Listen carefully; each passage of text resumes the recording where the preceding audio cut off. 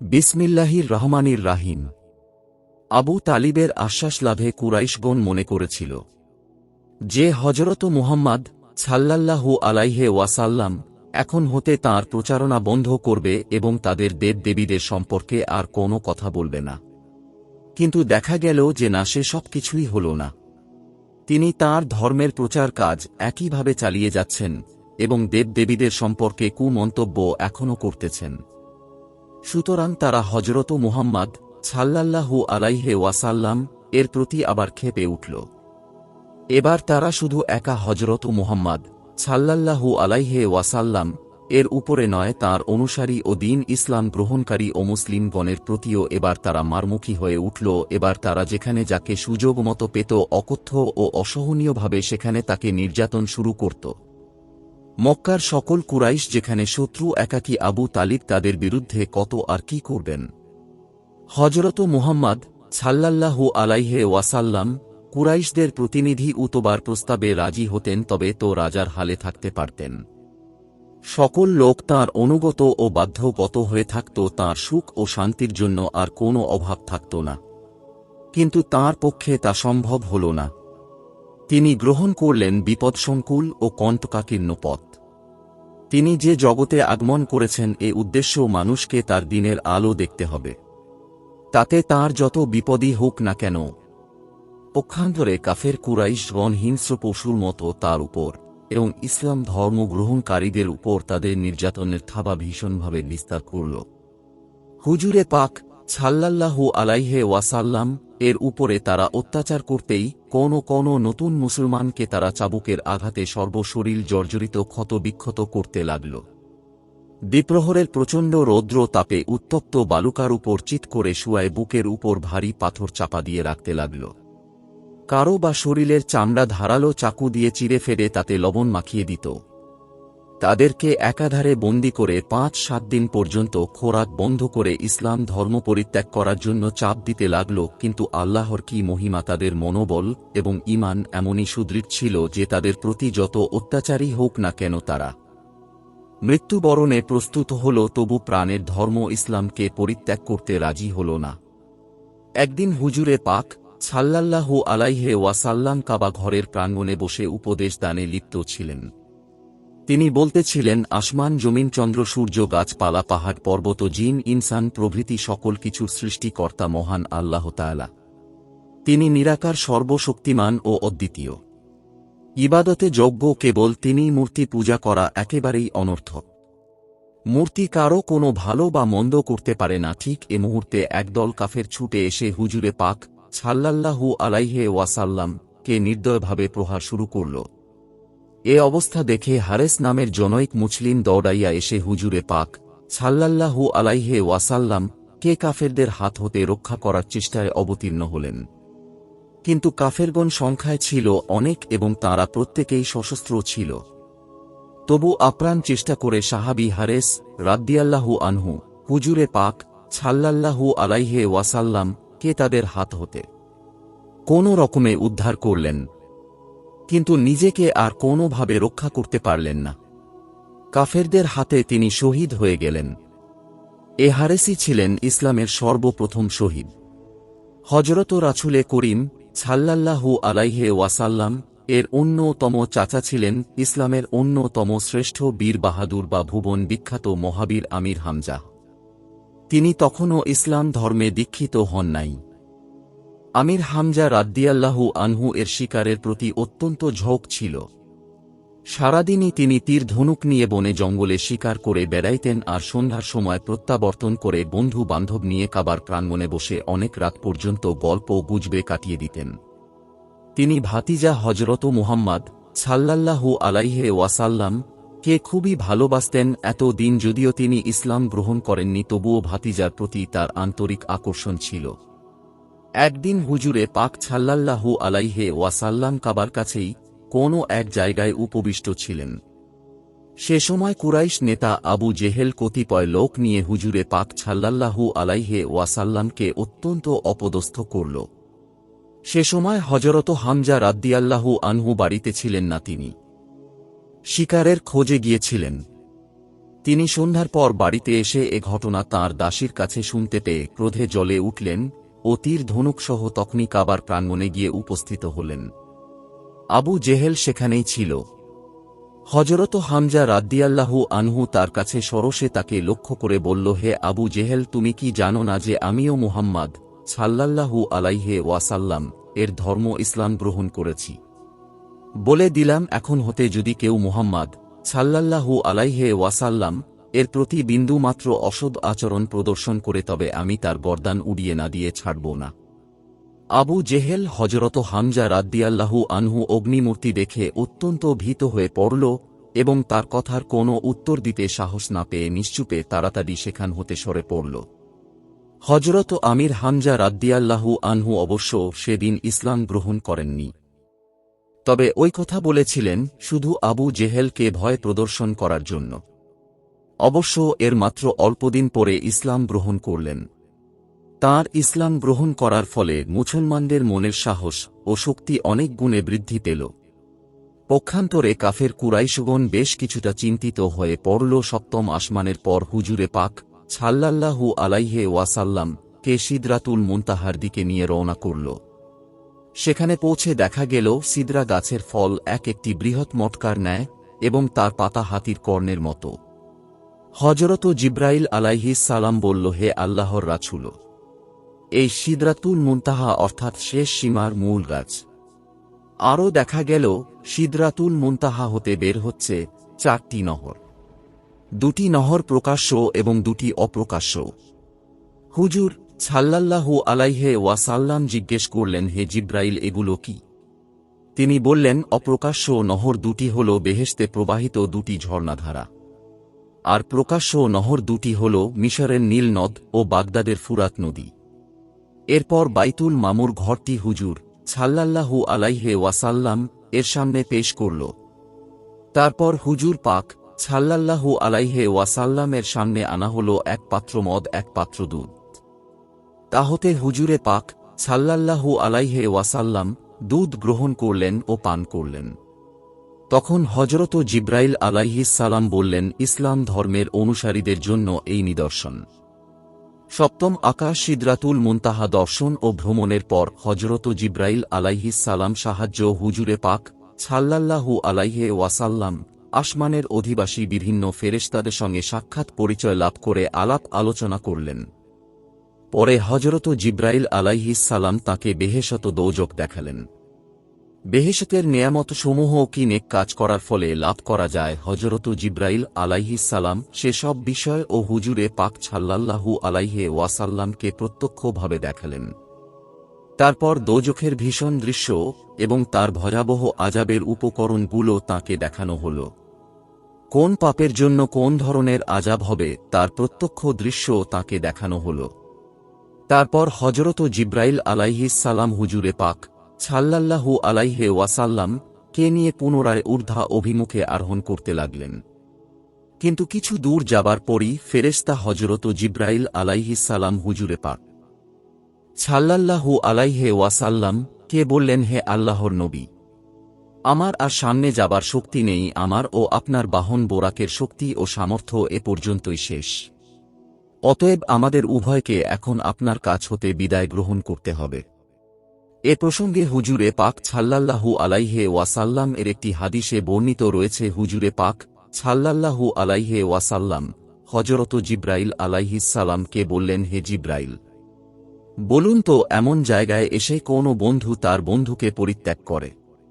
জবাবে হযরত জিব্রাইল আলাইহিস সালাম বললেন, আমি যদি এখান হতে সামনের দিকে অগ্রসর হই তাহলে নূরের প্রচণ্ড তার কারণে আমি জলে শেষ হয়ে যাব। এ সময় হুজুরে পাক সাল্লাল্লাহু আলাইহি ওয়াসাল্লাম এমন একটি জায়গায় পৌঁছালেন যেখানে কোনো রূপ, শব্দ বা কোলাহলের নাম মাত্র ছিল না, বরং গভীর নিস্তব্ধতা বিরাজ করতেছিল।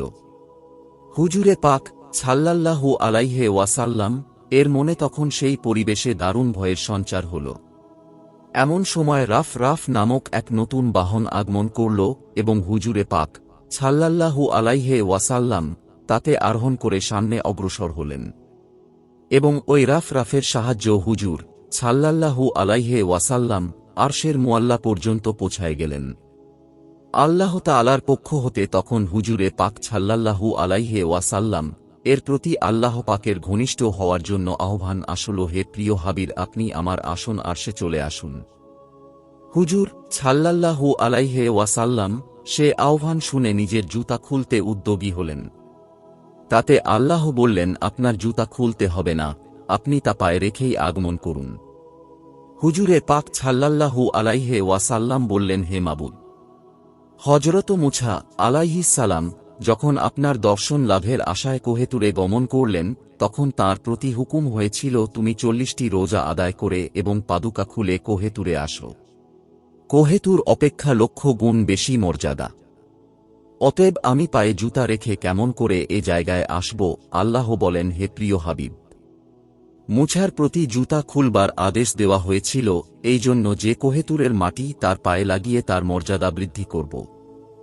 আর আজ আমি আপনার পাদুকার ধুলি লাগিয়ে আরশের মর্যাদা বৃদ্ধি করতে চাই। অতঃপর হুজুরে পাক সাল্লাল্লাহু আলাইহি ওয়াসাল্লাম তাঁর পাদুকা পায়ে রেখে আরশে মুআল্লায় গিয়ে আসন গ্রহণ করলেন। আরশে আজিমে পৌঁছাবার পর হুজুরে পাক সাল্লাল্লাহু আলাইহি ওয়াসাল্লাম আল্লাহ রাব্বুল আলামিনের সাথে কথোপকথনে বিভিন্ন রকম আলাপ আলোচনায় লিপ্ত হলেন। কিন্তু আল্লাহ রাব্বুল আলামিনের সাথে তাঁর প্রকাশ্য চোখে সরাসরিভাবে দেখা লাভ হল কিনা এ ব্যাপারে ওলামাদের মধ্যে বিস্তর মতভেদ দেখা যায়। অনেকের মতে আল্লাহর সাথে রাসূলুল্লাহ সাল্লাল্লাহু আলাইহি ওয়াসাল্লাম অতি ঘনিষ্ঠ ও নৈকট্য লাভ হয়েছিল ঠিকই, কিন্তু প্রত্যক্ষভাবে দিদারে ইলাহি লাভ হয়নি এবং তা সম্ভব ও নয়। আল্লাহ সর্বজ্ঞা জ্ঞাত। মেরাজ অনুষ্ঠানে আল্লাহ রাব্বুল আলামিনের দরবার হতে রাসূলে পাক সাল্লাল্লাহু আলাইহি ওয়াসাল্লাম নিজের উম্মতের জন্য সর্বশ্রেষ্ঠ যে নেয়ামত এনেছিলেন তা ছিল দৈনিক 50 ওয়াক্ত ফরজ নামাজ। ওই নামাজের নির্দেশ নিয়ে হুজুর সাল্লাল্লাহু আলাইহি ওয়াসাল্লাম যখন আল্লাহর নিকট হতে আসলেন, পথি মধ্য সম্ভবত ষষ্ঠ আসমানে অপেক্ষমান হযরত মুসা আলাইহিস সালাম হুজুর সাল্লাল্লাহু আলাইহি ওয়াসাল্লাম এর কাছে উক্ত নামাজের কথা শুনে বললেন, হে আখেরি নবী, আপনার উম্মতগণ দুর্বল বলে তা তাদের পক্ষে আদায় করা অসম্ভব হয়ে দাঁড়াবে। অতএব এ বুঝার ভার কমিয়ে আনুন। হযরত মুসা আলাইহিস সালামের পরামর্শ অনুসারে হুজুরে পাক সাল্লাল্লাহু আলাইহি ওয়াসাল্লাম কয়েকবার আল্লাহর দরবারে গমন করে প্রতিবারে 5 ওয়াক্ত করে কমাতে কমাতে শেষ পর্যন্ত ফরজ নামাজের ওয়াক্তের সংখ্যা দিবা রাতে মোট 5 ওয়াক্তে পরিণত করে আনেন। এ হল উম্মতে মুহাম্মদীর সাল্লাল্লাহু আলাইহি ওয়াসাল্লাম এর জন্য আল্লাহর পক্ষ হতে অফুরন্ত মেহেরবানির প্রকৃত পান। মেরাজের কার্যাবলী সমাপ্ত হবার পর হুজুরে পাক সাল্লাল্লাহু আলাইহি ওয়াসাল্লাম দুনিয়ায় প্রত্যাবর্তনকালীন উক্ত রাফে চড়ে পূর্ব জায়গায় পৌঁছে যে বোরাকে চড়ে মক্কা হতে যাত্রা করেছিলেন, আবার সে বোরাকে আরোহণ করেই মক্কা প্রত্যাবর্তন করেন। আল্লাহর কি অপূর্ব মহিমা তা মানুষের পক্ষে বুঝার কোনো সাধ্য নেই। এ দীর্ঘ সফর এবং গন্তব্যস্থলে পৌঁছে বিভিন্ন কাজকর্ম সমাধান করে হুজুরে পাক সাল্লাল্লাহু আলাইহি ওয়াসাল্লাম যে শয্যায় শায়িত ছিলেন সে শয্যার কাছে পৌঁছে দেখেন শয্যার সে উষ্ণতা তখনও বর্তমান। এমনকি রওনা করার সময় তিনি যে অজু করেছিলেন সে অজুর পানি তখনও গড়িয়ে পড়তেছে। তিনি ঘর হতে বের হবার সময় দরজার যে শিকল নেড়েছিলেন সে শিকল তখনও পূর্বের ন্যায় নড়িতে ছিল। দুর্ভেদ্য তাৎপর্য একমাত্র আল্লাহ তাআলা বলতে পারেন। আরও এক আশ্চর্যের বিষয় ছিল যে রাত্রে মেরাজে গিয়েছিলেন, সে রাত্রির পর প্রাতকালে অন্ধকার থাকতেই নবী করিম কবা ঘরে নামাজ পড়তে যাচ্ছিলেন। পথে দেখলেন এক বৃদ্ধা স্ত্রী লোক কাঁদতে কাঁদতে কোথায় চলেছে। হুজুর সাল্লাল্লাহু আলাইহি ওয়াসাল্লাম তাকে কাঁদিবার কারণ জিজ্ঞেস করায় সে বলল, আমি এক ইয়াহুদীর আটা পিসার কাজ করি, কিন্তু আমি অসুস্থ বলে আমার আজ যেতে দেরি হয়ে গেল। এ দেরির জন্য আমাকে বকুনি ও নির্যাতন ভোগ করতে হবে, সে আশঙ্কায় ভয়ে আমি কাঁদতেছি। হুজুরে পাক সাল্লাল্লাহু আলাইহি ওয়াসাল্লাম তার কথা শুনে বললেন, তুমি কেঁদো না, আমি তোমার সঙ্গে গিয়ে ইয়াহুদীর কাছে তোমার জন্য সুপারিশ করব। সত্যিই তিনি তার সঙ্গে গিয়ে উক্ত ইয়াহুদীর কাছে বললেন, ওই বৃদ্ধা লোকটি অসুস্থ, তার শরীর খুবই দুর্বল, তাই তাকে অত্যাচার করো না, আমি তার কাজ করে দিব। ইয়াহুদী তার কথা শুনে বলল, ওহে, তুমি কি কাল রাতে আকাশে গমন করেছিলে? হুজুর সাল্লাল্লাহু আলাইহি ওয়াসাল্লাম তাকে জিজ্ঞেস করলেন, তা তুমি কি করে জানলে? আমি তো এখনো সে কথা কারো কাছে প্রকাশ করিনি। ইয়াহুদি আর কথা না বলে তখনই হুজুরে পাক সাল্লাল্লাহু আলাইহি ওয়াসাল্লাম এর কাছে ইসলাম গ্রহণ করল। তারপর বলল, ইল কিতাবে লেখা আছে শেষ জমানার নবী মেরাজ হতে প্রত্যাগমন করে একটি স্ত্রী লোককে সাহায্য করবেন। বলা বাহুল্য, ইয়াহুদি বৃদ্ধাকে মাপ করে দিল আর কোনো উচ্চ বাচ্চ করল না। অতঃপর হুজুর সাল্লাল্লাহু আলাইহি ওয়াসাল্লাম কাবা ঘরে নামাজ আদায় করে সকলের কাছে মেরাজের ঘটনা বর্ণনা করলেন। তা মুসলমানগণ বিশ্বাস করতে চাইল না। তাঁরা ভাবলেন, এ সম্ভব হয় কি করে? কোথায় মক্কা, কোথায় বাইতুল মুকাদ্দাস, তারপর কোথায় রয়েছে আল্লাহ পাকের আরশে মোয়াল্লা? এরূপ সফর করতে তো হাজার হাজার বছরের দরকার। তবে তারা অন্তরে বিশ্বাস করতে না পারলেও মুখে কেউ কিছু বললেন না। আবু জেহেলের সাথে দেখা হলে সে হুজুর সাল্লাল্লাহু আলাইহি ওয়াসাল্লামকে বিদ্রূপ করে জিজ্ঞেস করল, কি হে মুহাম্মদ, বলো দেখি কাল রাতে তোমার উপর কোনো ওহী নাজিল হয়েছে কিনা? হুজুর সাল্লাল্লাহু আলাইহি ওয়াসাল্লাম তার কাছে মেরাজের কথা বললে সে হেসে উড়িয়ে দিয়ে বলল, তোমার সবই আজগুবি ও মিথ্যা কথা। একটা আবু জেহেল হযরত আবু বকর রাদিয়াল্লাহু আনহু এর কাছে বলে হুজুর সাল্লাল্লাহু আলাইহি ওয়াসাল্লাম কে ঠাট্টা বিদ্রূপ করতে লাগল। হযরত আবু বকর রাদিয়াল্লাহু আনহু বললেন, তিনি যা বলেছেন তা ধ্রুব সত্য কথা, আমি তাঁর সব কথাই বিশ্বাস করি। পক্ষান্তরে বিধর্মীরা তো মেরাজের ঘটনা শুনে হুজুর সাল্লাল্লাহু আলাইহি ওয়াসাল্লামকে পাগল ও মিথ্যাবাদী বলে উপহাস করতে লাগল। তবে কোনো বিধর্মী বলল, আচ্ছা আপনি বলেন যে আপনি মেরাজ সফরে বাইতুল মুকাদ্দাস এগিয়েছিলেন। আপনি যদি বাইতুল মুকাদ্দাসের বর্ণনা দিতে পারেন তবে বুঝব যে আপনার কথা সত্য। তখন আমরা আপনাকে আল্লাহর নবী বলে স্বীকার করব। আসলে হুজুরে পাক সাল্লাল্লাহু আলাইহি ওয়াসাল্লাম ইতপূর্বে কখনো বাইতুল মুকাদ্দাস গমন করেন নাই। তাই তারা মনে করেছিল যে তিনি তো কোনো প্রকারে বাইতুল মুকাদ্দাসের বর্ণনা দিতে পারবেন না, তখনই তিনি মিথ্যাবাদী প্রমাণিত হবেন। উল্লেখ্য যে ওই সকল বিধর্মীগণ বাইতুল মুকাদ্দাস গিয়েছিল বলে বাইতুল মুকাদ্দাসের কোথায় কি আছে তা ভালো করেই তাদের জানা ছিল। হুজুরে পাক সাল্লাল্লাহু আলাইহি ওয়াসাল্লাম মেরাজের রাত্রে বাইতুল মুকাদ্দাস গিয়ে আম্বিয়ায়ে কেরামের রূহদিগের সাথে নামাজ আদায় এবং হুরদের সাথে দেখা প্রভৃতি বিভিন্ন কাজে রত ছিলেন। সুতরাং বাইতুল মুকাদ্দাসের কোথায় কি আছে তা দেখবার সুযোগ পাননি। কাজেই তারা যখন বাইতুল মুকাদ্দাসের বিভিন্ন বস্তু সম্পর্কে তাঁর কাছে প্রশ্ন করে বসল, তখন তিনি প্রথমত একটু অপ্রস্তুত হয়ে গেলেন, কিন্তু সঙ্গে সঙ্গে আল্লাহ তাআলা তাঁর প্রিয় হাবিবের কাছে হযরত জিব্রাইল আলাইহিস সালামকে পাঠিয়ে দিলেন। হযরত জিব্রাইল আলাইহিস সালাম এসে হুজুরে পাক সাল্লাল্লাহু আলাইহি ওয়াসাল্লাম এর সামনে বাইতুল মুকাদ্দাসের একখানা অদৃশ্য ছবি দেখিয়ে দিল, যা তিনি ছাড়া আর কারো দৃষ্টিতে প্রতিভাত হল না। হুজুরে পাক সাল্লাল্লাহু আলাইহি ওয়াসাল্লাম ওই ছবির দিকে তাকিয়ে এবং উত্তম রূপে দেখে বিধর্মীগণ যা জানতে চেয়েছিল তা একে একে বলে দিলেন। এ ঘটনার ফলে অনেকেই ইসলাম গ্রহণ করল। তবে যাদের অন্তরে কুফরির মোহর মজবুতভাবে গাঁথা তারা এতেও ইসলাম গ্রহণ না করে হুজুর সাল্লাল্লাহু আলাইহি ওয়াসাল্লাম কে জাদুকর আখ্যা দিয়ে উঠে চলে গেল। মেরাজের সত্যতা প্রমাণের সাক্ষ্য সমূহ পবিত্র মেরাজ প্রক্রিয়ার প্রামাণ্য সাক্ষী পাঁচটি। প্রথম সাক্ষী মহান আল্লাহ ও পবিত্র কুরআন। দ্বিতীয় সাক্ষী রাসূলুল্লাহ সাল্লাল্লাহু আলাইহি ওয়াসাল্লাম ও তাঁর হাদিস শরীফ। তৃতীয় সাক্ষী হযরত জিব্রাইল আলাইহিস সালাম ও সকল ফেরেশতাগণ। চতুর্থ সাক্ষী হযরত আবু বকর সিদ্দিক রাদিয়াল্লাহু আনহু। পঞ্চম সাক্ষী বত্রিক নামক এক খ্রিস্টান ধর্মযাজক। আল্লাহ সর্বজ্ঞ জ্ঞাত।